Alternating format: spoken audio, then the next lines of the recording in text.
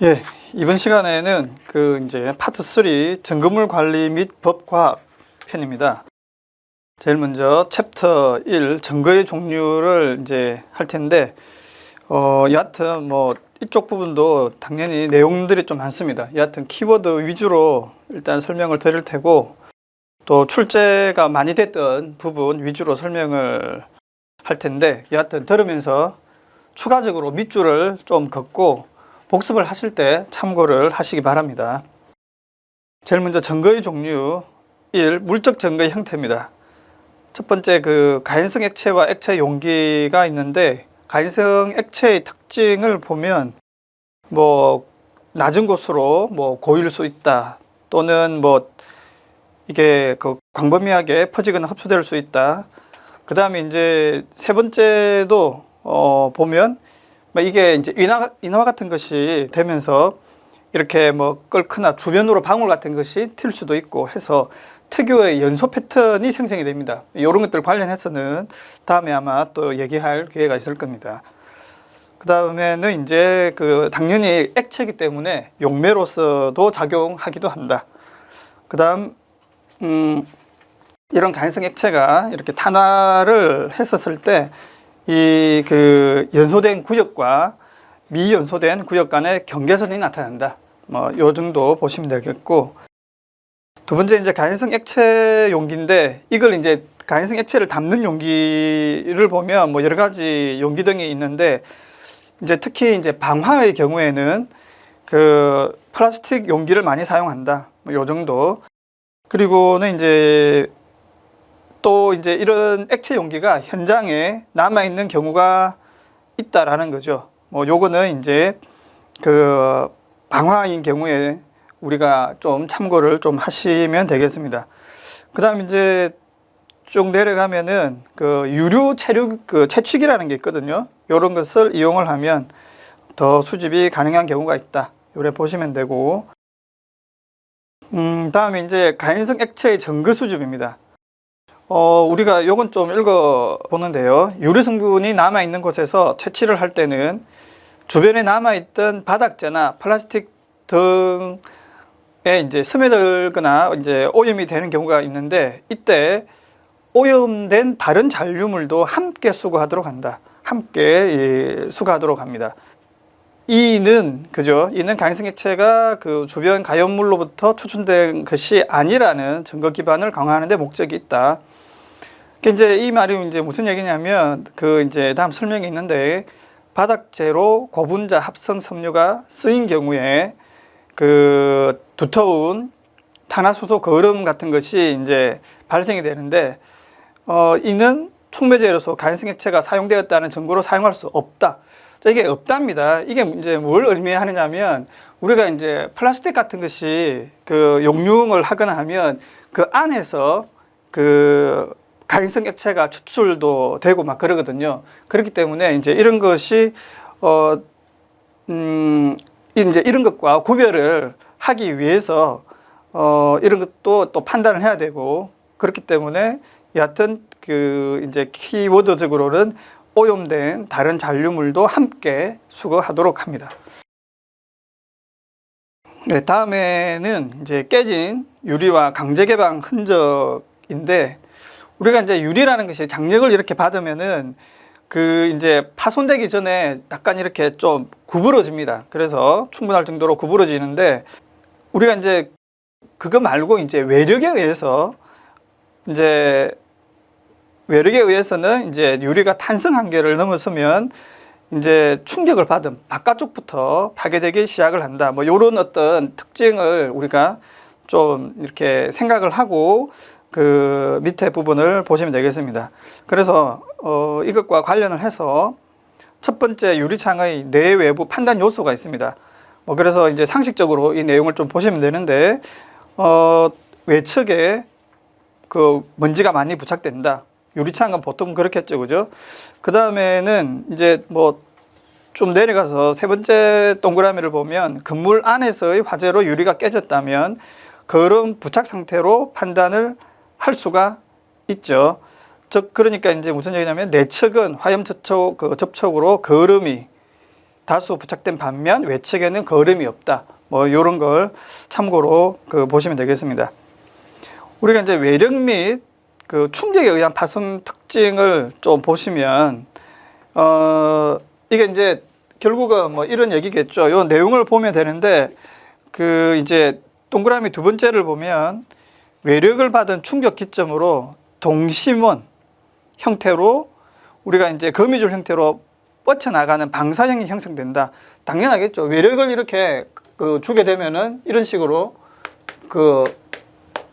이제 거미줄 모양으로 이렇게 금이 쫙 가겠죠. 이건 뭐 상식적으로 생각을 하셔도 되겠습니다. 자, 그리고 이제 이제 동그라미 세 번째를 보시면 이제 만약에 건물 외측에서 타격을 한 경우에 유리 조각은 이제 내측으로 많이 떨어지겠죠. 뭐 그런 거라든가 그렇게 따라서 이제 그런 게 내측에 유리창 조각들이 많다. 이렇게 되면은 외부에서 충격을 가했다. 이런 식으로 생각을 하시면 되고, 또 하나는 이제 바닥면과 접한 유리 파편에 거름이 없다 이거죠. 거름이 없으면 화재 이전에 파손된 것임을 알 수 있다. 뭐 이런 거 참고적으로 좀 보시면 되겠습니다. 그 다음에 이제 세 번째 화재열로 인한 유리의 파손 특징인데, 보통 우리가 유리가 사실은 화재열로 인해 파손되는 경우는 많지 않습니다. 요게 많지 않다. 그 다음에 두 번째로는 이제 만약에 열로 인한 유리의 파손 형태는 이렇게 길고 불규칙한 형태로 파손이 된다. 요 정도 보시면 되겠습니다. 네, 다음에는 이제 넘어가면 뭐 유리의 잠금은 거기 조금 가면 이런 게 있죠. 급격하게 식을 때 발생한다. 이런 거 뭐 상식적으로 좀 보시면 되겠고, 그 다음 네 번째 출입문 등의 강제 개방 흔적이 있습니다. 우리가 이제 출입문에 이제 잠금 장치를 하는 경우 잠금 장치는 두 번째 줄 보면 걸쇠 부분에 걸려 있기 마련이다. 그죠? 따라서 이제 만약에 이 잠금 장치가 열려 있다면 화재 이전에 풀려 있었거나 또는 이제 타인의 출입이 있었다. 이런 식으로 우리가 뭐 판단을 하면 되겠습니다. 예, 뭐 나머지는 뭐 읽어보시고요. 세 번째, 방화 및 폭발 장치 조각을 보겠습니다. 요게 이제 방화의 그런 증거로서 우리가 이제 증거를 좀 보는데, 특히나 이 중에서는 이제 폭발 장치가 이렇게 있다라고 할 때의 그런 내용입니다. 이것도 뭐 내용이라기보다 전체적으로 한번 보시면 방화하니까 담배와 성냥을 이용한 발화 장치 등이 있을 수 있고, 그 다음에는 이제 두 번째로는 전기 회로를 이용한 발화 장치. 특히나 이제 전기 회로를 이용을 하는 경우에는 조작을 통해서 두 번째 줄 보면 지연 발화 장치로 폭발 이제 하게끔 이렇게 되는 경우가 있거든요. 뭐 이런 것도 이제 증거로서 우리가 확인을 할 수가 있습니다. 그 다음 세 번째는 이제 가전제품을 이용한 발화 장치. 뭐 이런 것도 보면 이제 첫 번째 줄 보면은 뭐 전열기 내부의 회로를 조작하여 온도 조절 기능을 상실시킨 후에 가전제품의 결함으로 위장하는 경우가 있다. 뭐 이런 것들도 우리가 좀 뭐 제거를 하는 경우나 뭐 온도 조절 장치가 제거가 되어져 있다. 뭐 이런 것들도 다 증거로서 우리가 유심히 봐야 될 그런 부분이 되겠습니다. 그 다음 네 번째, 이제 양초를 이용한 발화 장치. 뭐 당연히 뭐 우리가 보통의 경우는 요즘은 저희가 뭐 양초를 사용할 일은 거의 없는데, 어쨌든 이런 것도 있다 그러면 이것도 이제 방화의 어떤 그런 증거로서 봐야 될 그런 증거다 이거죠. 그 다음 다섯 번째, 고의적인 가스 누출 흔적. 뭐 이거는 뭐 많이 보셨겠지만 영화 같은 데 보면은 뭐 이제 잘라 놓는다든지 그런 식으로 뭐 그런 것들도 이제 우리가 확인을 해야 된다라는 겁니다. 그 다음 여섯 번째, 백열 전구를 이용한 발화 장치. 뭐 이런 것들도 이제 백열 전구에다가 이렇게 가연물을 감싸 놓거나 하게 되면은 이렇게 발화를 할 때 약간 지연 장치로 쓰일 수 있다. 이 정도만 좀 보시면 되겠습니다. 그게 이제 마지막에 보면 거기 체크 부분을 보시면요, 폭발 현장에서 폭발 위력을 가늠할 수 있는 증거 자료 이렇게 있는데, 뭐 파편이 날아간 거리라든가 뭐 파편이 박힌 깊이, 붕괴되거나 파괴된 뭐 담이나 물체 구조, 폭발 중심부의 크기와 깊이, 뭐 이런 것들이 증거 자료로 우리가 볼 수 있다 하는 거 아시면 되겠습니다. 그 다음에는 이제 네 번째인데, 이게 이제 전기 구성 요소인데, 이게 이제 무슨 얘기냐면 이제 그 화재 원인 증거로서의 그런 우리가 이제 전기 구성 요소를 지금 좀 살펴보는 겁니다. 자, 여기에는 이제 부적절한 설치, 이게 이제 무슨 얘기냐면 결국은 우리가 이제 전기 화재다 그러면 대부분이 다 이제 단락, 물론 약간 이제 그 차이가 조금은 있지만 거의 비슷하게 우리가 받아들이고 있는 합선 이런 거죠. 두 선이 이제 붙어져 있는 이제 그런 경우에 우리가 이제 그 전기 화재가 일어날 확률이 상당히 커지는데, 거기 이제 두 번째 줄 보면은 이제 단락흔이 증거로 발견이 된다 라는 겁니다. 그래서 뭐 이것도 이제 동그라미 1, 3, 4, 5를 뭐 읽어 보시면 되는데, 뭐 예를 들어서 뭐 자주 밟고 다니거나 무거운 물건 등이 배선 위에 이렇게 있다든지 하면은 이 뭐 전선이라는 게 우리가 뭐 플러스 마이너스 뭐 그가 있죠, 그죠? 뭐 이 접지선 같은 게 있을 수 있는데, 이런 것들이 이제 붙은 게 이제 우리가 이제 단락이다 이렇게 얘기를 하게 되는데, 여하튼 그 이제 그렇게 되는 요인이거든요.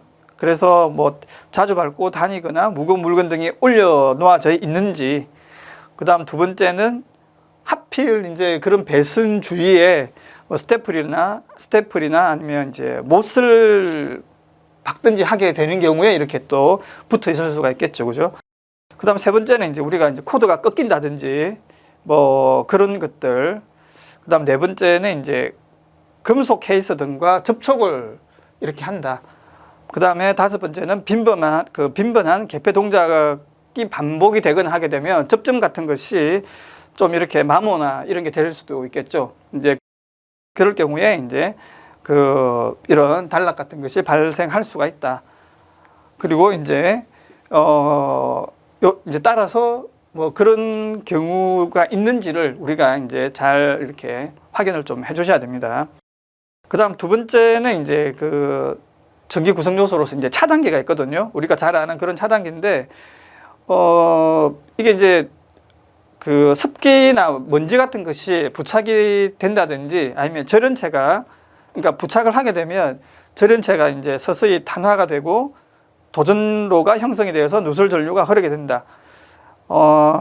그래서 이제 이런 트래킹이라는 게 있는데, 트래킹은 이제 도전로가 이렇게 확대가 이렇게 쭉 되면서 발화가 되는 이제 그럴 때의 어떤 흔적들, 그게 이제 그 트래킹이 되는데, 여하튼 이런 것들도 우리가 이제 그 발화에 이를 수가 있다라는 겁니다.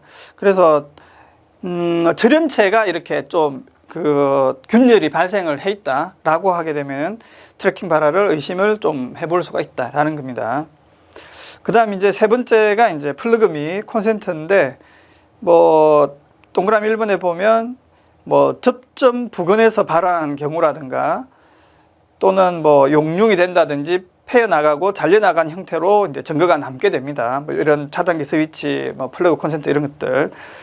그 다음 이제 동그라미 2번을 보면 불꽃 방전이 플러그에서 이렇게 일어나면 푸른색 계통으로 변색이 된다.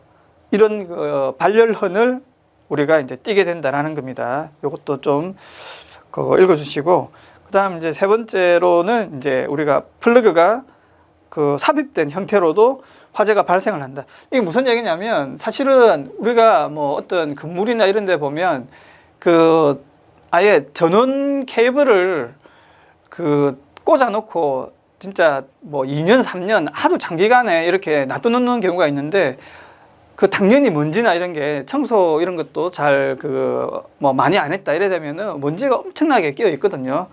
이제 그런 경우에 플러그가 삽입이 된 상태로도 우리가 이제 화재가 발생을 할 수가 있다는 겁니다. 그래서 이제 이런 것들도 좀 봐주시기 바라고, 그 다음 이제 다섯 번째, 기타 물적 증거의 형태인데, 뭐, 첫 번째 탄화의 나무입니다. 탄화된 나무. 요거는 그 동그라미 2번만 일단 좀 살펴보시면 되겠습니다. 목재의 탄화 순서인데요. 뭐, 가열 탈수, 열분해 가연성 가스 발생, 그 다음에 불꽃 연소, 탄화, 표면 연소, 회화의 순으로 진행이 된다. 뭐, 요 정도 보시고, 그 다음 이제 우리가 그 종이 같은 경우에는 당연히 그 보시면 첫 번째 줄에 그 재만 남기고 소멸이 된다. 이 정도 보시고요. 그 다음 이제 세 번째는 그리고 이제 재만 남기고 소멸이 되는데, 뭐 펄프나 목재가 그 이제 주 성분인 경우에는 그 불꽃 없이 훈소 발화가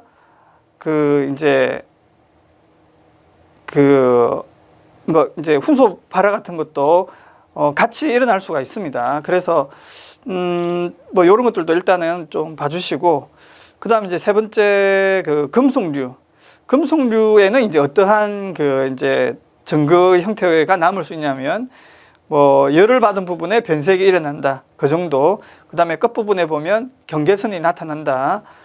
그 다음에 이제 쭉 그 두 번째 줄 보면 수열 정도와 연소 방향을 찾는데 이런 것들이 이제 도움을 준다라는 겁니다. 그래서 요거는 이제 다음 페이지에 체크 부분을 좀 보시면, 열을 강하게 받은 금속의 수열 순서로서 그 이제 만약에 이제 230도 C 정도로 이제 계속 열을 받는다. 그렇게 되면은 그 황색으로 변색이 되고, 뭐 그런 식으로 봐주시면 됩니다. 그래서 뭐 요거는 좀 암기를 좀 해주시고, 제일 마지막에 1500도씨면 엄청 그 고온인데 요렇게 열을 받게 되면 휘백색까지도 변색이 될 수가 있다라는 거 좀 봐주시면 되겠습니다. 그 다음 네 번째는 뭐 섬유와 직물인데, 뭐 나일론, 폴리에틸렌, 아크릴 등은 뭐 화형과 접촉하면 밑에 줄 보면 액체가 된다. 뭐 요 정도 좀 봐주시고, 다섯 번째 플라스틱류는 우리가 이제 보통 플라스틱이다 그러면 약 90%가 이제 열 가소성이고, 이게 이제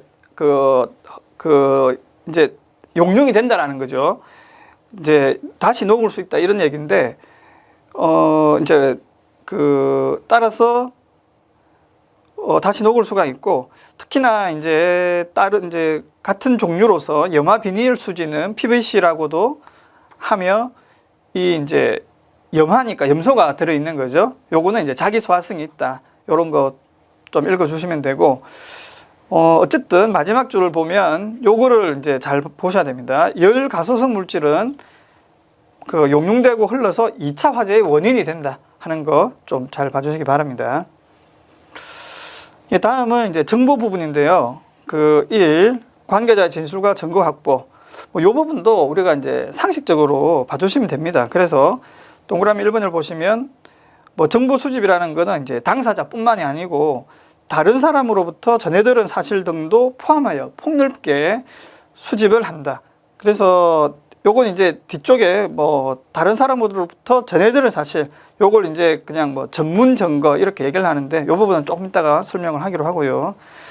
그 다음에는 뭐 동그라미 2번은 뭐 읽어보시면 되고, 동그라미 3번을 좀 보시면, 뭐 이것도 당연하겠지만, 뭐 어떤 그 관계자가 이렇게 진술을 할 때는 사실은 이제 화재가 일어나고 이런 진술을 하게 될 텐데, 그렇게 되면 관계자 입장에서는 상당히 좀 혼란스럽겠죠. 당황스럽고.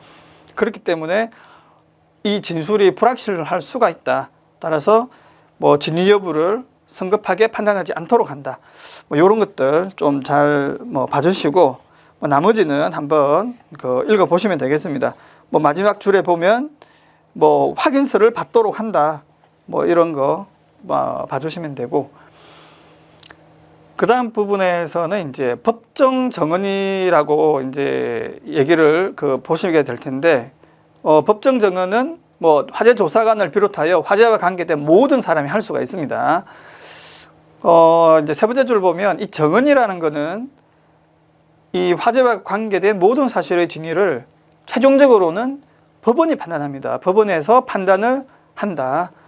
하는 것 좀 알아두시고, 그 다음 체크 부분은 뭐 나머지는 다 읽어보시면 될 텐데, 그 세 번째 점을 보면 전문 증거가 있죠.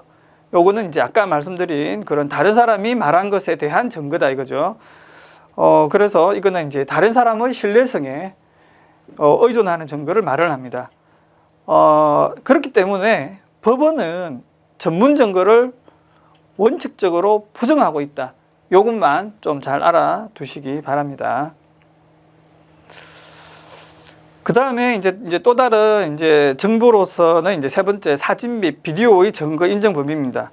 뭐 요즘 같으면 더 이렇게 잘 그 진술이, 그러니까 사진이라든가 비디오 이런 것들이 이제 중요시 되어지겠는데, 자, 첫 번째 증거로서 가치 있는 사진의 조건이 나옵니다. 그래서 첫 번째는 이제 보존 상태가 양호할 것, 두 번째는 그 이제 화재 조사관이라든가 현장에 있었던 목격자 등이 직접 촬영한 것일 것. 그 다음 세 번째는 뭐 당연하겠지만 뭐 인위적인 조작이 없을 것. 뭐 요런 게 있고요. 그 다음 두 번째는 이제 영상물의 증거 인정인데, 뭐 이것도 뭐 결국은 아까 얘기했지만 뭐 정은처럼 법관의 판단에 따른다라는 것. 그 다음에 따라서 이제 영상물의 위법하다 이런 판단도 누가 하느냐면 법원이 결정한다. 이렇게 봐주시면 되겠습니다. 그 다음에는 이제 증거 보고서입니다. 우리가 이제 화재와 관계된 모든 자료는 필요시에 그 뭐 증거로서 법정에 제출될 수가 있습니다. 그래서 뭐 이런 거는 나중에 그 나오지만 화재 발생 보고서를 비롯하여 그 현장에서 행해진 조사 내용, 그 다음에 수집한 점검을 또 증거를 이제 분석을 이렇게 하거든요. 그러니까 당연히 해야 되는데 이런 분석 내용, 그 다음에 조사관의 의견 등이 기록된 일체의 문서를 포함한다 라는 건데, 이런 그 화재 발생 보고서 등의 그런 그 기록물 관리 원칙은 뭐 이것도 당연하겠지만 진본성, 무결성, 신뢰성 이렇게 볼 수 있습니다. 그래서 진본성이라는 것은 화재 조사관이 직접 작성 기록할 것이어야 된다라는 거. 그 다음에는 이제 두 번째로는 무결성, 뭐 당연하겠죠. 혐결이나 결함이 없을 것. 그 다음 이제 세 번째 신뢰성, 거짓이나 꾸밈이 없을 것. 이것도 이제 당연한 그런 내용입니다. 그런데 여하튼 결국은 이런 것들도 물론 이제 우리가 신뢰성이라고는 했는데 나중에 가면 여하튼 모든 정언이라든가 뭐 사진, 비디오 같은 모든 그 증거로서의 인정은 그 법원이 결정한다라는 겁니다. 그래서 우리가 이 정도로 해가지고 우리가 증거의 종류 첫 번째를 마치도록 하겠습니다.